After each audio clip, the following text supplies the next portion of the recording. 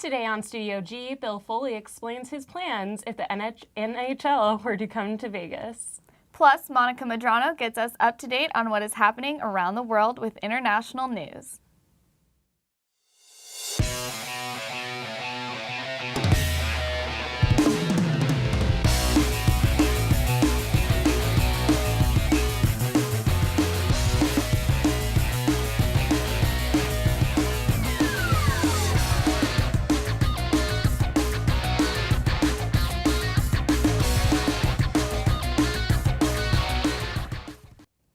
Welcome, and thanks for tuning in to Studio G. I'm Alyssa Stein. And I'm Clarissa Levitt.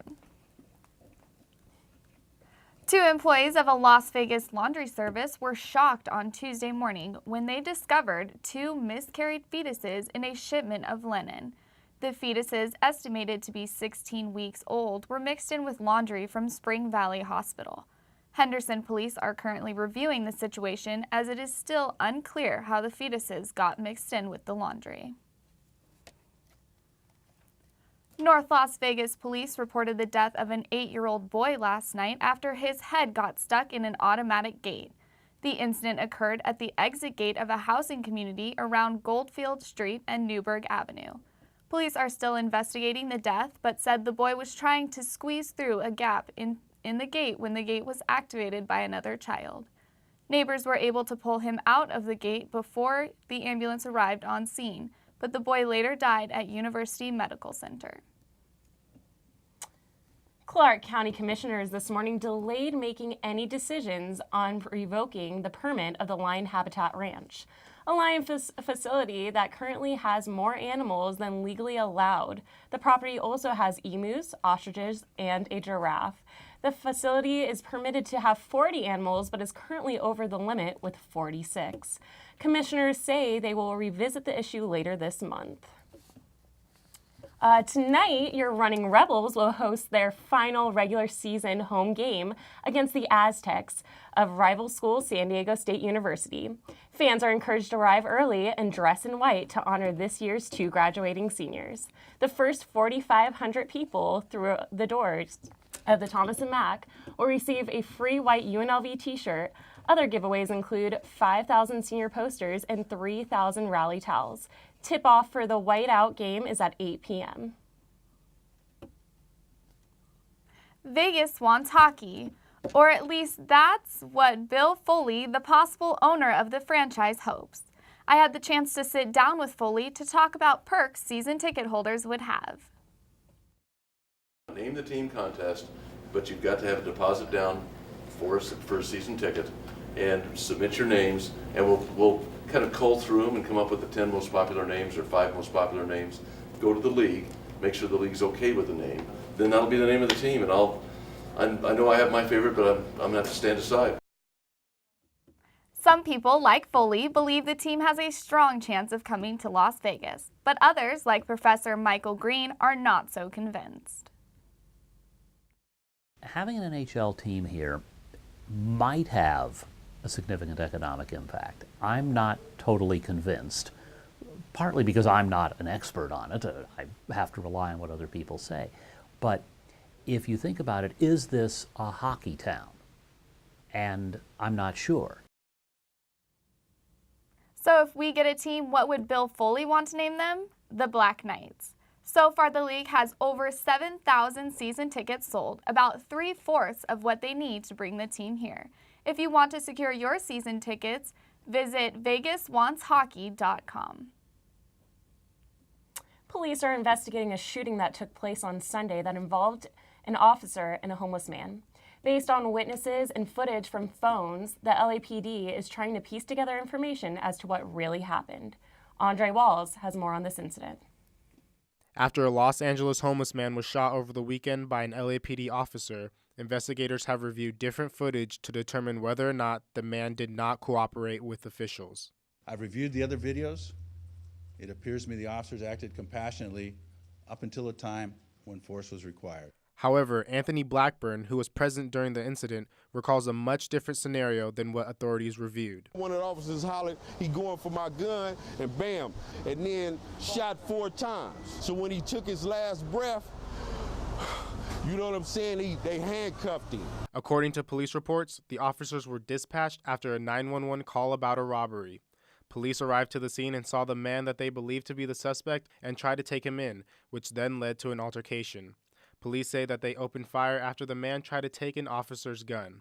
You can hear the young officer, who is primarily engaged in the confrontation, saying that he has my gun. He has my gun.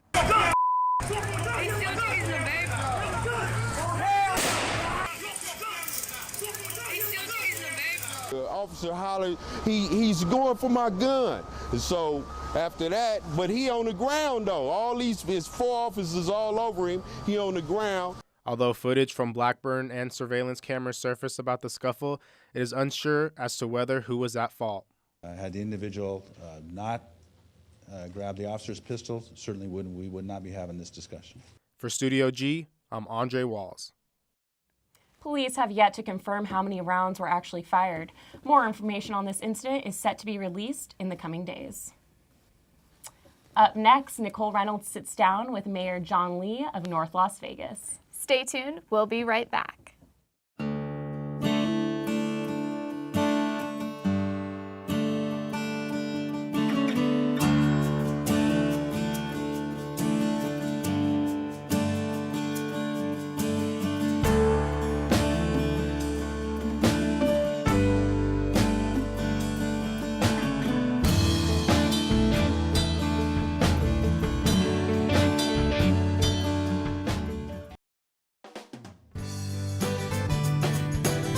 Your community's farmers market.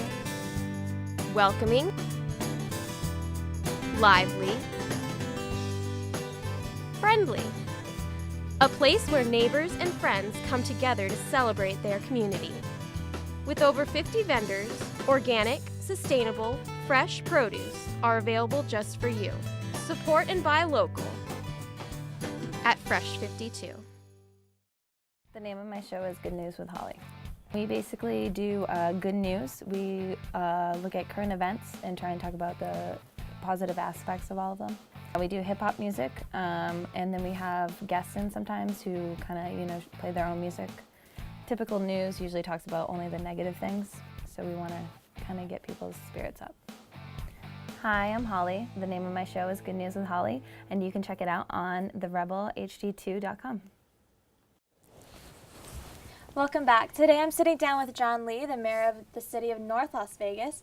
Thank you for being with us today and making that nice long journey over. Nicole, it's my pleasure to be here. All right, so the city of North Las Vegas wasn't necessarily in the best of positions roughly a year ago, and recently you've mentioned that you want to rewrite the city's charter. Why would that be beneficial? Well, it's interesting. We have a charter that we have to comply by, but anytime we want to make a change to the charter, we have to go up to the legislature to get approval. So, and that's every 2 years. So in a particular case such as this, just say I want, and the city council wants the clerk to be directly involved with the city council, then we have to do a charter change, where right now the clerk actually reports to the city manager. So if we ever wanted to make some functional changes within the organization, fire chiefs, police chiefs, things like that, we have to ask the state legislature how to handle our business. We think we can do as well or better job as what they have, and the time constraints that we have with every 2 years causes us some challenges. And you had recently said in an article with a review journal that this isn't you're not trying to do anything with Right. taxes, you're not trying to raise them. So what exactly are you trying to implement or change or adjust in the charter? Yeah, this would be known as a functional change, is how we do business, the day-to-day operations of the city. Asking for more taxes, doing things that are revenue generating are not a part of our a desire. It's just the internal aspects of running a large organization. It's a $500 million business, Nicole. It's got 1,200 employees. In this day and age where things happen very quickly here, sometimes the city council and a mayor need to have the ability to shift and move within the organization to strike and take advantage of good opportunities, to hire certain people, and to move the city forward a little bit faster. I have two speeds, fast and faster. So my goal is to see North Las Vegas is up and running very quickly here again. Now, another thing that North Las Vegas is planning to implement, and I don't know if this falls under FAST or if it falls under FASTer, but they're planning to put in a marijuana grow house. Can you go into a little bit about, well, what exactly is a grow house? Well, yeah, and let me start with, we were, by the state mandate, we were ordered to accept medical marijuana. I know some people have a problem with marijuana either way, but medical marijuana seems to be something that a lot of people have a little bit more respect for rather than recreational. So the state mandated down how many dispensaries would be in Clark County. The county commission then went out and set up the limits of who would have it. North Las Vegas got 4 dispensaries. So the dispensary is where you actually buy the product. The grow house is where you grow the product. And so in North Las Vegas, we did not want those grow houses to be just right there next to City Hall. We wanted to make sure North Las Vegas wasn't going to be the marijuana capital of Nevada. So we have an area called Apex that we're currently building out, and there's 32 different grow houses throughout this region that for Henderson, Clark County, where they will supply to the dispensaries. They will be growing out there in that area, and so we're very satisfied to get that out, kind of out of the valley a little bit. So that's, for some reason I feel like I heard that it was by like the Speedway? Oh yeah, you should go past the Speedway about 5 miles and turn left. There's 18,000 acres out there. It's the newest, most exciting place where we can do industrial and a lot of the manufacturing that this region needs, and that's a great place for it to go. Okay, so that's kind of out there. So that's good. Well, maybe, yes, no? Well, the grow houses just grow, then they move the product to the dispensaries where the patients will come. So we put one law in place, so you're not forced to go out there, but government can incentivize you. So if you wanted to do a grow house in North Las Vegas, you could, but you'd have to be 300 feet away from a residential home. There is a certain odor to it. Another thing we did is, like, I can't force you if it's zoned property where to go, but I can encourage you. There's a kind of a gross revenue tax that we will get as a city. So if you in town want to do a grow house, we will charge you 3% of your gross product that you sell. If you'll move out, pardon me, that's an Apex. If you do it in town, we charge you 3%, and every year we charge you an additional percent, up to 6% on the same product. So it basically is cheaper for you to go out to that region and grow than it's going to be if you do it in the city proper. Okay, so that would primarily be the benefit, would be to have it out there where it's not near homes, it's not, the smell isn't going to hinder people, and this is only for people who have a medical marijuana card. Yeah, and these buildings are roughly between 15,000 and 30,000 feet, so we don't have a lot of those buildings in North Las Vegas. These will be new buildings, new jobs. It'll be good for those people who do need that product. All right. Well, I just want to thank you so much for being with us today and for telling us more about North Las Vegas. I mean, it's obviously growing. It's coming back from where it was a year ago. So we want to just thank you so much for coming in today. Thank you, Nicole. Very good questions. We look forward to continuing to see all the positive that the city wants to make, and best of luck with everything. After the break, we have Monica Medrano filling us in with international news. Stay with us. We play a lot of alternative music, we play post-punk, a lot of stuff coming out from unsigned or newly signed bands. I like to play an hour of music, and then after the first hour we talk a ton about latest music news in the second hour. A lot of rock and roll going on the show. I'm Kylie O'Rourke, and you can listen to Spinning Indie on rebelht2.com. My show is called Window on the Middle East, and it deals with all the issues that deal with the Middle East. Middle East is a very important part of the world.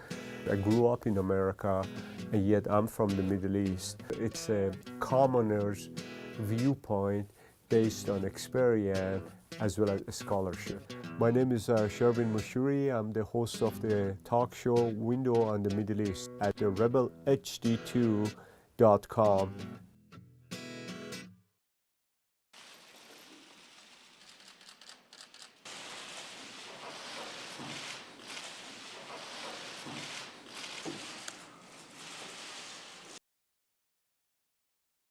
Welcome back from the break. I'm Monica Medrano with today's international news. Hold tight because we're going around the world. Korean leaders decide to abolish the law against adultery last Thursday. For the past 62 years, cheating on your spouse would land you and your Mr. or Mistress in jail for up to 2 years. Older generation Koreans pray their young ones adhere to the strict moral values against adultery. Because the government won't enforce it any longer, North Korea entices the U.S. before the start of the annual joint U.S.-South Korean military exercises. Congress's bill to strengthen the sanctions on Pyongyang advances while South Korean Foreign Minister Yoon Byung-se speaks out about their sanctions against North Korea. North Korea's neighbors, including China and Russia, tend to implement these sanctions resolutions in good faith. But nevertheless, North Korea has its own way to manage the situation and to survive these sanctions. But that does not mean that these ongoing sanctions are useless or ineffective. The Ukraine-Russia conflict is getting worse each day, and the Obama administration walks a fine line with Russia. 2 weeks since the ceasefire between Ukrainian forces and pro-Russian rebels went into effect, the U.S. accuses Russia of violating the diplomatic agreement. What is clear is that right now it is not getting better, it is getting worse every day. A method to kill bedbugs kills an 8-month-old Canadian baby. 4 other children are in the hospital. Officials say the children got sick Sunday when their mother vacuumed up insecticide pellets, spreading the poison around the air. But according to authorities, these aluminum phosphate tablets are illegal in Canada, and the family brought them home from a recent trip to Pakistan.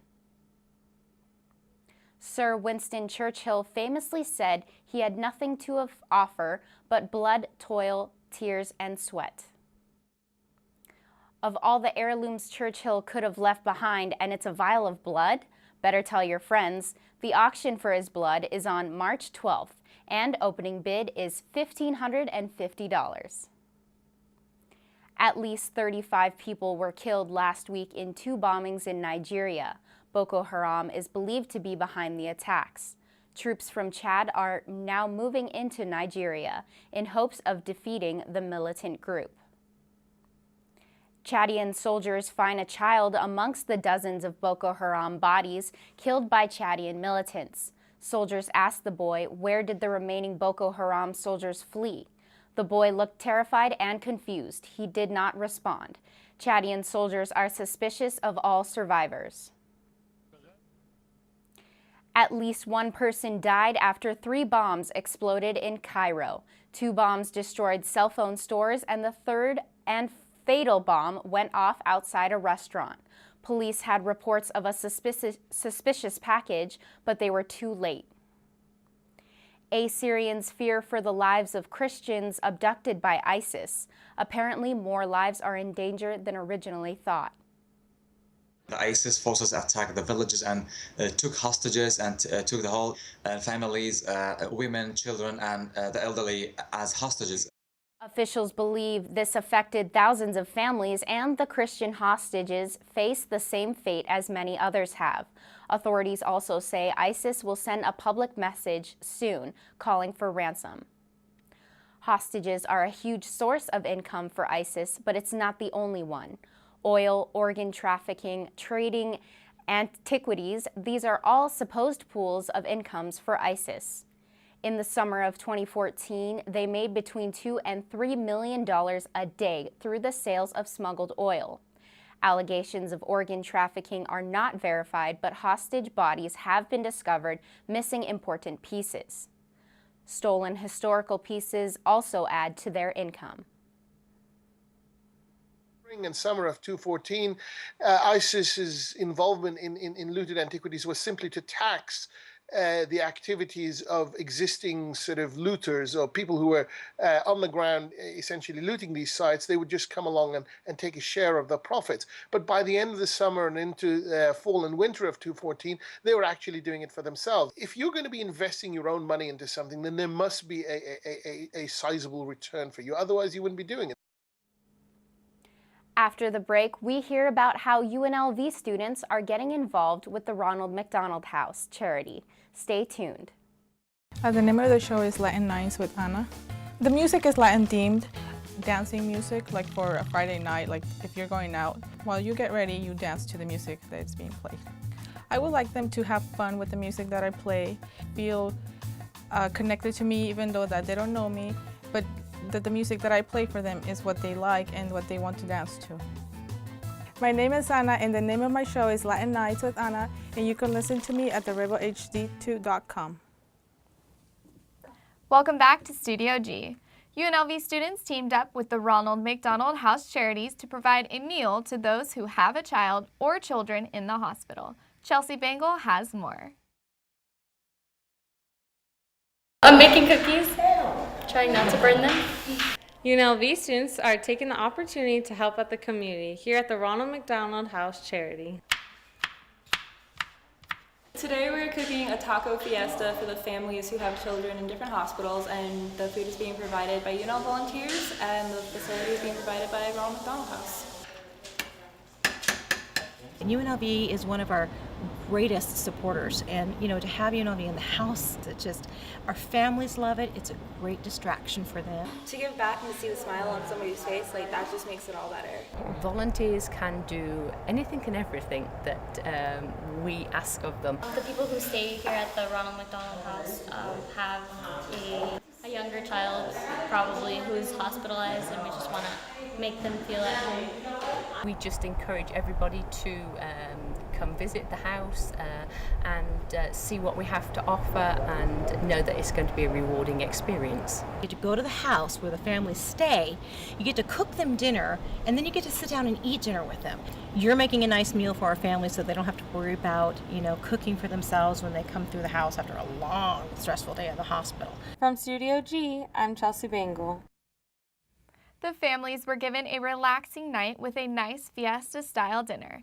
If you are interested in volunteering at the Ronald McDonald House Charities or any other event affiliated with UNLV, go to unlv.collegiatelink.net. A little too early for spring break? Rebels don't seem to think so. Ezra Malha has more. Being a rebel isn't as easy as you might think. Between classes in the morning and partying at night, rebels were invited on the weekend to attend an early spring break party hosted by Victoria's Secret's Pink. This is our Pink Spring Break party. Pink wanted us to throw a party to get everyone ready for spring break, and so we had to have a beach theme. We wanted to make sure that it was something that the UNLV students would really want to come to, so we chose Double Barrel as our venue.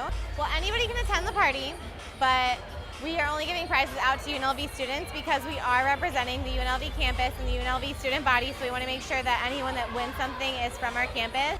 A beach-themed party sounded great for Rebels. Students participated in contests and games throughout the party. Many prizes were given out: beach towels, sunglasses, and even gift cards to Victoria's Secret's Pink. Students had already planned their spring break vacation this early. Going to Catalina Island for a weekend, and then Huntington Beach, LA. Party! When I asked students if it was a little early for a spring break party, they said, It's never too early for a party. good thing they got to party a little before midterms this week. Reporting for Studio G, I'm Estra Malha. More parties and events to give back to the community will be held on campus throughout the semester. Follow UNLV Pink on social media to stay updated. Coming up after the break, we take a look at what's happening in the world of entertainment. We'll be right back. The name of the show is Jazz on a Touch of Soul. The show consists of basically jazz and a little soul music and pulling in a little chill music too, a lot of groups out of the UK. My style of music will help you open your mind more and open your ears to other sounds and other types of music. The name of the show is Jazz and a Touch of Soul. I'm Langston Carter, your host, every Saturday morning from 8 until 10 on rebelhd2.com. Welcome back. This week in entertainment, a rapper with a baby on the way, Judge Judy extends her television contract, and The Walking Dead is selling some memorabilia. Christy Zarpas has more on the entertainment of this week. This week in entertainment news, rapper Ludacris and his wife made a surprise announcement to his fans over Instagram this past Sunday. The actor and rapper's wife posted a picture of Ludacris, seen here kissing her on the growing belly bump, to the social media site with the caption, "Beautiful day on the beach." The classic film The Sound of Music celebrated their 50th anniversary this past Monday. The musical starring Julie Andrews has been extremely successful, winning 5 Oscars, including Best Picture, and ranking in over $110 million at the box office during the time of release. It is also credited to have helped save 20th Century Fox from ruin. And if you have ever wanted to feel like you are living in a zombie apocalypse or a part of the show The Walking Dead, this could be your chance to be the owner of the largest piece of memorabilia from the show. The town Grantville, Georgia is up for sale on eBay for a going price of $680,000. Several of the episodes from Season 3 were filmed in this city that includes 9 downtown buildings. Judge Judy will be bringing down the law for another 5 years on television. The 72-year-old judge has been on air since 1996 and has held the record for TV's #1 court show for nearly 1,000 straight weeks. Not only this, but the show gets around 10 million viewers daily. According to TV Guide, Judge Judy's annual salary is ranked at $47 million a year. Bringing you the entertainment news of the week, this was Christy Zarpis. Thanks, Christy, for catching us up on entertainment. Well, we know certain parts of the country have been experiencing severe snow, but that's not stopping one father and son duo from making the best out of it. Freddie Novosel Jr. and Freddie Novosel III spent 7 hours sculpting the famous cartoon family, The Simpsons, out of snow. All the cartoons we do, most cartoons always have little skinny legs and big bodies. They'd never stand. The easiest way to solve that is just put a couch and you can set almost anybody on there, you know. Just happened to be the Simpsons this year and they sit on a couch. Used their shovels and their bare hands to sculpt the family out of snow. It took about $30 worth of spray paint to top it all off. Though as they put in all the time and effort to create the sculpture, they knew it would not last forever due to natural weather conditions. Yeah. We expect it. You know, we know we're going to get it up. We're going to take sometimes more time to put them up than it takes for Mother Nature to take them back down. What a fun way for father and son to bond over the weather.